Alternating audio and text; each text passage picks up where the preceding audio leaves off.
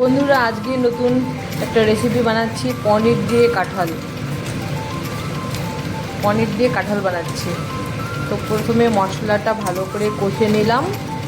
তো এখন দিয়ে দিব সিদ্ধ করা কাঁঠাল। এটা দিয়ে ভালো মতো কষাবো।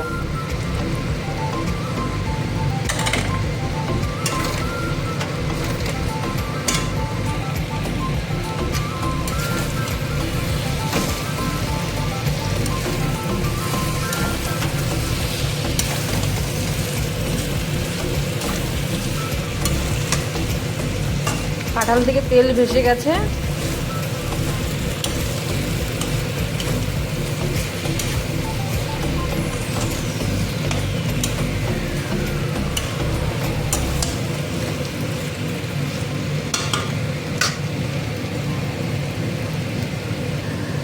এখন দিয়ে দেবো ভেজে রাখা পনিরগুলো দিয়ে খানিক কষাবো। তেল ছেড়ে দিয়ে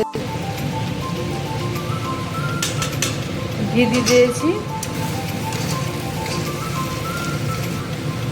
কাঁঠাল কষানো হয়ে গেছে। তো আমি এখন জল দিয়ে দিব।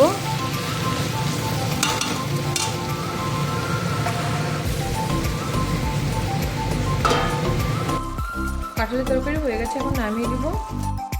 বন্ধুরা, পনির দিয়ে কাঁঠালের তরকারি হয়ে গেল।